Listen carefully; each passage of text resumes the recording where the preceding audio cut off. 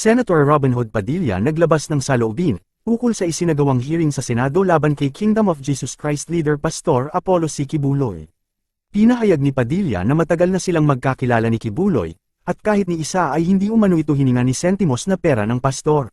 Nagpahayag din ng pagka-dismaya ang senador sa mga naging witness na may mabigat na paratang sa pastor, subalit hindi umano nagpapakita ng mukha, agad naman rumesbak si Senador Hontiveros na tila may sampal sa mukhang patama laban kay Padilla. Panuurin ang kabuuan ng video. Mga gustong itanong or sabihin sa ating mga resource persons? Muli po, magandang tanghali po sa inyong lahat. A'udhu billahi minasyaitanir rajim. Bismillahirrahmanirrahim. Alhamdulillah rabbil alamin. Bismillahi wassalatu wassalamu ala rasulillahi. Assalamualaikum warahmatullahi wabarakatuh. Pagbati po ng kapayapaan at pagpapala ng nag-iisang Panginoon Diyos sa inyong lahat. Aming ginagalang na ginang tagapangulo, sa akin pong pagdalo sa pagdinig ngayon, ako po ay naliligayahan sapagkat narinig ko po ang panig ng ating mga resource persons, katulad po sa mga taga-gobyerno. Naging malinaw po sa akin na ito pong pagdinig na ito ay hindi pa po nakakarating sa legal na usapin, sa napakalinaw pong pagpapaliwanag na ang lahat ng po ito ay dadaan sa investigasyon. At yun po ay napakagandang senyales para sa ating mga kababayan, sapagkat malinaw po na ang lahat ng karapatan ng bawat Pilipino ay atin pong ginagalang. At napakalinaw din po ng mga sagot ng ating mga nasa gobyerno na wala po tayong pinapanigan sa oras na ito. Ang lahat ay may boses, pinakikinggan po natin ang mga nag-aakusa, at ganun din po ang pagdepensa naman sa ng ating inaaksuhan. Napakaganda po ng ganitong pagdinig, sapagkat ang Senado, ito pong aming institusyon, ito po ay institusyon na gumagawa ng batas na magbibigay ng proteksyon sa bawat Pilipino, ano man ang katayuan mo. At kayo naman po dyan sa executive, kayo po ang mag-i-implement niyan kung ano yung mga nagagawa naming batas. Ngayon po, gusto ko lamang pong magbigay ng statement, mahal na ginang tagapangulo, bilang ito po ay hinihiling ko na mailagay sa record ng Senado, sapagkat ako po ay matagal ko na pong kilala si Pastor Kibuloy. Magkasama po kami, ma'am, noong panahon ng Pangulo po ay si Gloria Macapagal Arroyo.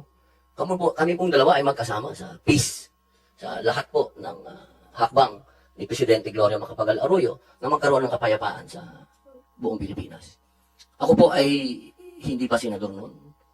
Ako po ay isang artista na kilala sa usapin ng pamimigay ng pera. Pero kahit isang beses, hindi po ako hiningan ng pera ni Pastor Kibuloy. Ika nga po sa English, not even once. At nung ako po ay tumakbo na bilang senador at humingi ng tulong kay Pastor, kahit 5, hindi po ako hiningan ng pera ni Pastor. Ang gusto ko lamang pong sabihin sa ating pagdinig, kung ang ating pong mga matatapang na mga witness ay nakakapagsalita patungkol kay Pastor Kibuloy, ako din po ay malayang magsasalita na hindi po ako kailanman kahit na sino sa Kingdom of Jesus Christ hiningan ng pera.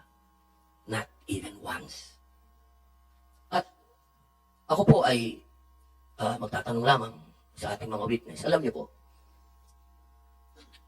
ako po ay gumawa ng isang pelikula laban sa New People's Army. Ito po yung Memoirs of a Teenage Rebel. Marami po sa mga kasamahan ko na gumawa ng pelikulang yan. Kaparehas po ninyo. Nagsalamin, nagtago, hindi nagpakilala. Pati yung direktor namin natakot. Pero alam niyo po, nung tinanong nila ako kung ako ba'y magpapakilala, ang sinabi ko po'y opo. Hindi po dahil sa hindi ako natatakot. Kung hindi, inisip ko po yung mga teenage rebels na naglabas ng mga mukha nila at nagsalita sila laban sa organisasyon na pinasok nila at sila'y naabuso. Ang ibig ko pong sabihin, wala po akong pinapanigan dito. Dahil ang Senado ay kakampi ng bawat Pilipino. Ang gusto ko lamang pong sabihin, kung tayo po ay mag-aakusa at titindig, Kaya natatakot po tayo o hindi. Kailangan harapin po natin kung sino yung inaakusahan natin. Nang nakikita po yung mukha natin at kilala tayo. Dahil yun po ang matatandaan ng susunod na henerasyon kung paano tayo tumindig. Yun lamang po. Maraming salamat po, Ginang Tagapangulo. Shukran, Senator Robin.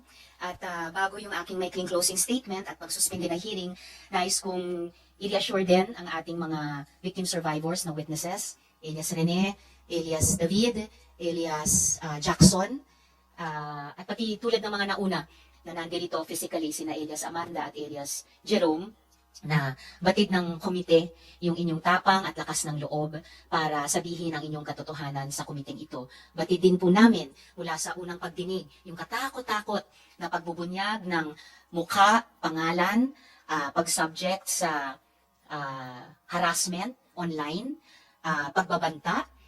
Yung isa sa mga una naming witness ay kinasing po ang kanyang karinderya ng mga taong nakamotorsiklo, kaya't kinailangan niyang lumipat sa ligtas na lugar.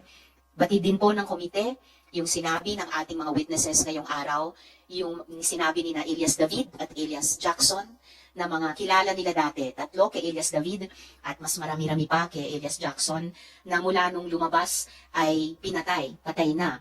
At sa pare-parehong paraan, binaril 2 beses sa ulo. At sa kabila ng lahat ng mga harassment, banta at aktual na karahasan na iyon, ay nagsalita pa rin kayo. Elias Rene, Elias Jackson, Elias David. No? Bukod pa po sa ating mga testigo na nasa ibang bansa. So, nais ko pong i-appreciate po yun at pahalagahan. Kayo po ay ganap na nakatutulong sa investigasyon ng komiteng ito, katulad ng ibang mga witnesses. At for the record din po, lahat po ng ating mga saksi ay nag-execute ng mga affidavit under oath. So, mga legal na dokumento po ay tinupad nila yung obligasyon nila dyan. So, bilang maikling pangwakas at pagsuspinde sa hearing natin, uulitin ko po na ilabas na ang subpoena laban kay Pastor Apollo C. Quiboloy, ang leader ng Kingdom of Jesus Christ.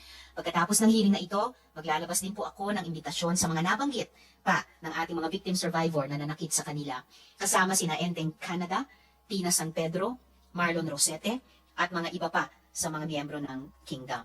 So, at sa mga miyembro po, wag na po kayo vlog ng vlog na one-sided ang hearing, kung hindi naman humaharap ang panig ninyo, umiiwas sa pagharap. We expect you, especially Quiboloy, to respect this subpoena and finally show up to our Senate investigation. Huwag niyo pong ismuli ng Senado dahil hindi po kami titigil hanggat makamit ng mga biktima ang katarungan at kapayapaan. This subpoena is a continuing one since the next hearing is a continuation of this one. Sa lahat ng mga testigo ngayong araw, Elias Rene, Elias David, Elias Jackson, pati si Elias Ayona, maraming salamat sa inyong tapang. Alam namin na hindi madali ang pinagdaanan ninyo. Mas lalo hindi rin madali ang tumindig laban sa isang makapangyarihang tao. I know your courage will inspire even more to do the same. Kayong mga sumubaybay sa investigasyon namin noon kay Senyor Aguila at yung mga sumusubaybay ngayon sa mga pagtetestigo ninyo. Kaisa nyo po ako, kaisa nyo po ang kumiting ito, kaisa nyo po ang Senado para sa inyong laban sa hustisya. At gaya ng sinabi ko kay alias Jackson kanina, pag may nanakit sa inyo, sasagot sila sa akin, sa komite, at sa buong Senado. Mabuhay po kayo, alias Rene at lahat po kayo. At marami pong salamat sa lahat din ng ating mga resource persons ngayong umaga. Shukran, Senator Robin. This hearing is suspended. Nagdulot naman ito ng iba't ibang reaksyon mula sa ating mga netizens. Ayon kay @Rodrigo Po 2113, kailangan harapin natin kung sino inaakusahan natin, sino kaya ang ayaw humarap dyan sa Senado, kung sa Davao Local Court dismiss kaagad ang kaso. Saad naman ni @Zoldi Barrios-QM9ZH. Ang pinag-uusapan po dyan Mr. Senator ay ang mga biktima, hindi yung paghingi ni Kibuloy ng pera sa inyo. Yung biktima po, komento naman ni @RollRaymonide 1301. Si Kibuloy dapat ipaharap mo sa Senado. Anong sa inyo dito mga kabayan? Maaaring magbigay ng comment below.